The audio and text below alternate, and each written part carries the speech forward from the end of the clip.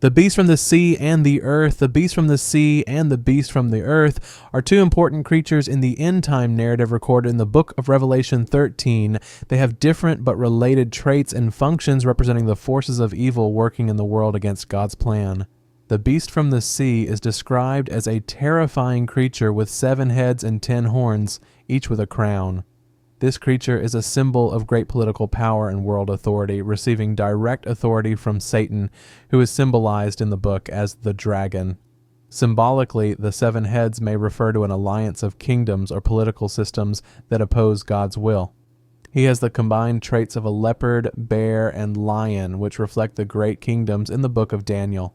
He was given power to rule for 42 months, 3.5 years, and blaspheme God's name and oppress his people. The beast from earth, known as the false prophet, has 2 horns like a lamb but speaks like a dragon. This beast represents the power of false religion that misleads people to worship the beast from the sea.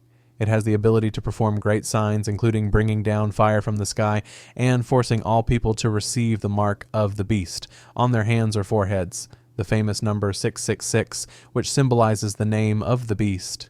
These 2 creatures are Satan's tools to rule the world, but in the end they will be defeated and cast into the lake of fire. Locust of Hell. The Locust of Hell are one of the terrifying images in Revelation chapter 9, verse 1 to 11, which appears when the 5th angel blows his trumpet. In John's vision, these locusts are not ordinary insects, but terrifying creatures resembling armies of destruction sent to torment people. When the bottomless pit was opened, dark smoke rose from it like the smoke of a great furnace, and out of the smoke came these locusts. Their appearance is horrifying. They are described as being like horse prepared for war, having faces like men, hair like women, and teeth like lions.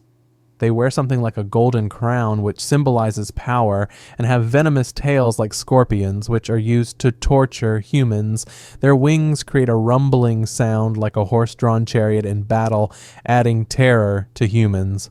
Although they are given the power to torture humans, these locusts are not allowed to kill, but only torture them for 5 months. The torment they inflicted was described as being like the sting of a scorpion, so painful that humans wished for death, but death would not come to them. These locusts were led by Abaddon in Hebrew or Apollyon in Greek, which means destroyer. Their appearance is part of the divine punishment that befalls those who do not have the seal of God on their foreheads.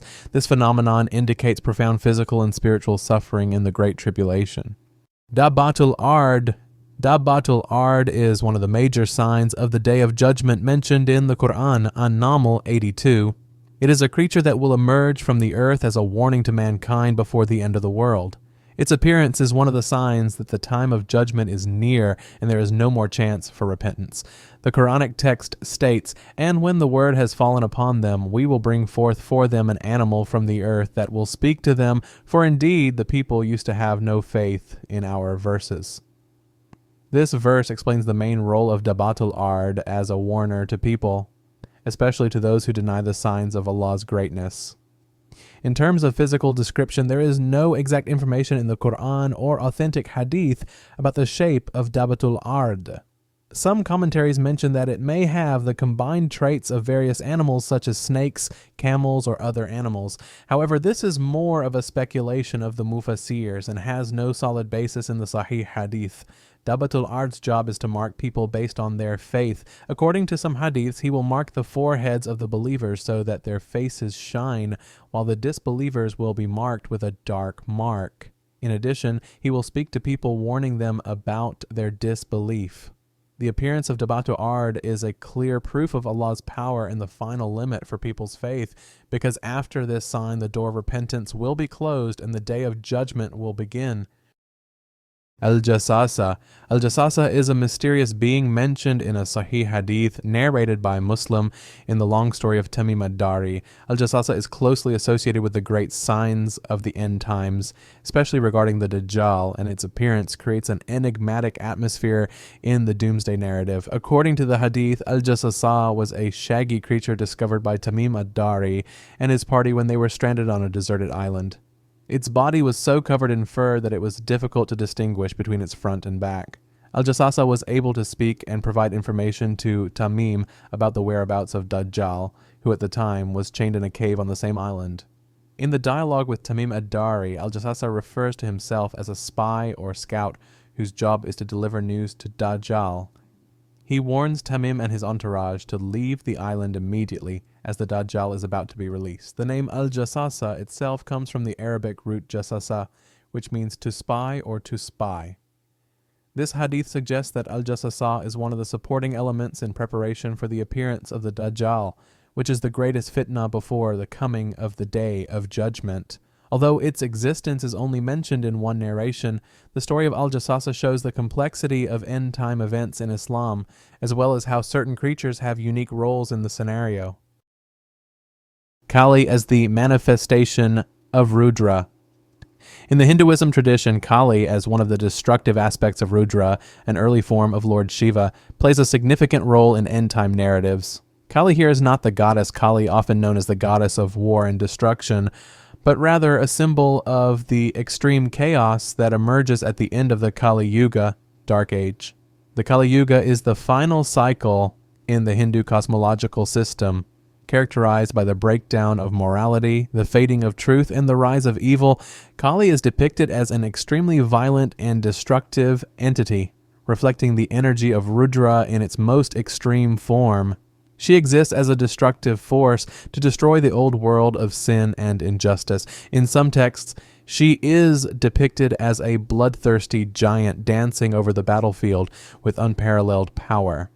Kali's appearance aims to cleanse the world before the last avatar of Vishnu, Kalki, descends to earth. Kalki, depicted as a white horse warrior, will restore dharma, truth, and justice by defeating the forces of evil led by Kali and her allies.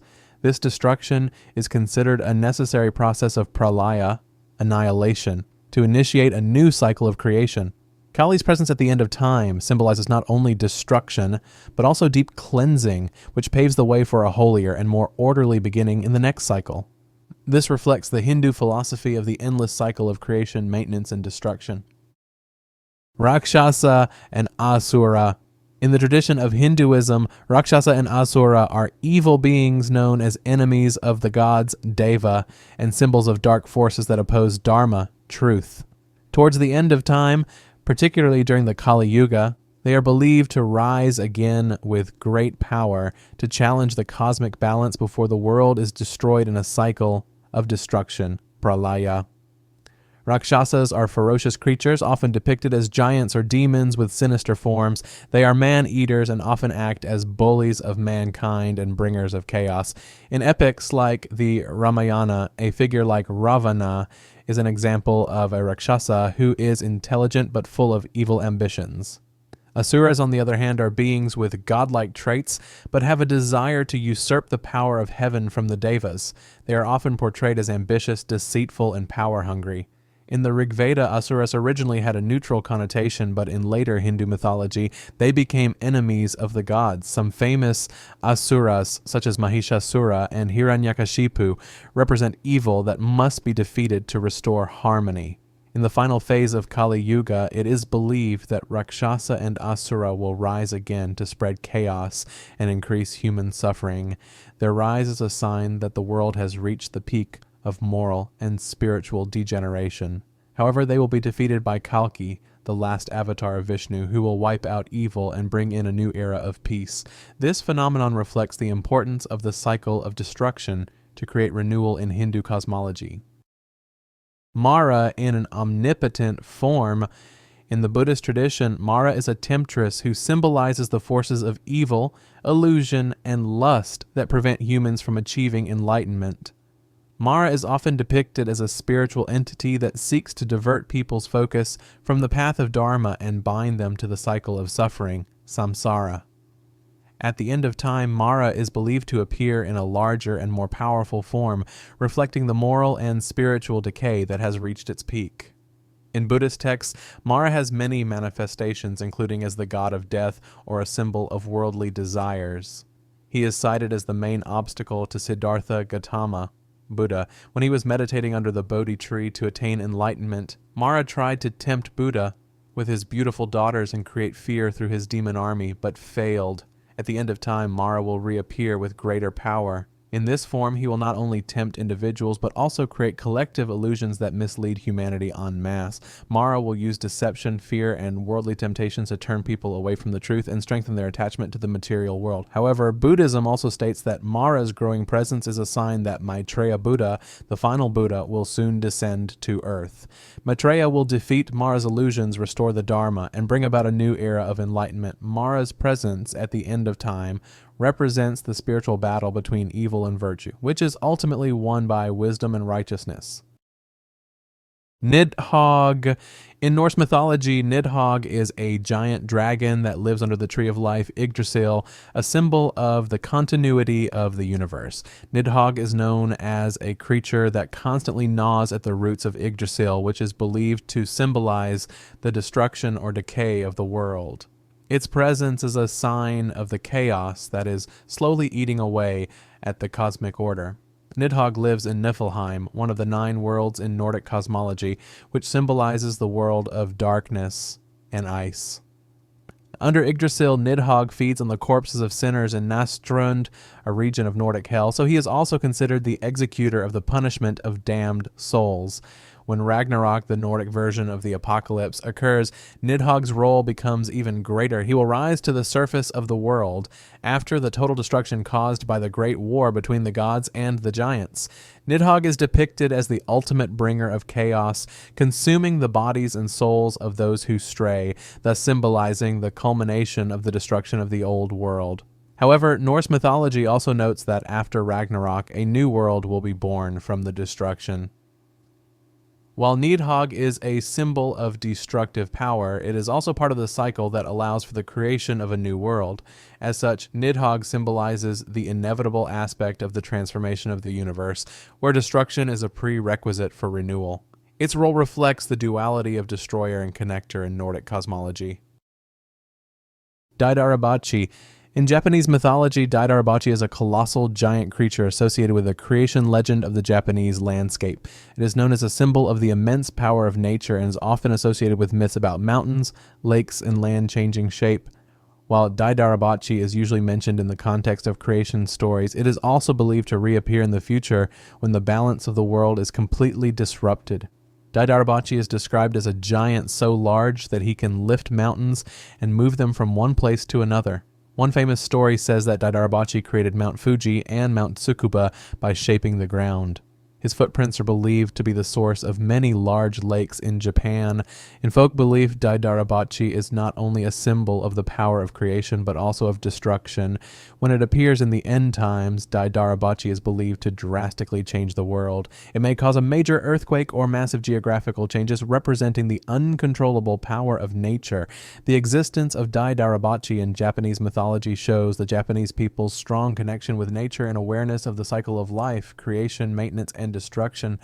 In the end, Daidarabachi is seen as a force that will level the old world, paving the way for the start of a new, more balanced era in accordance with the cycles of the universe.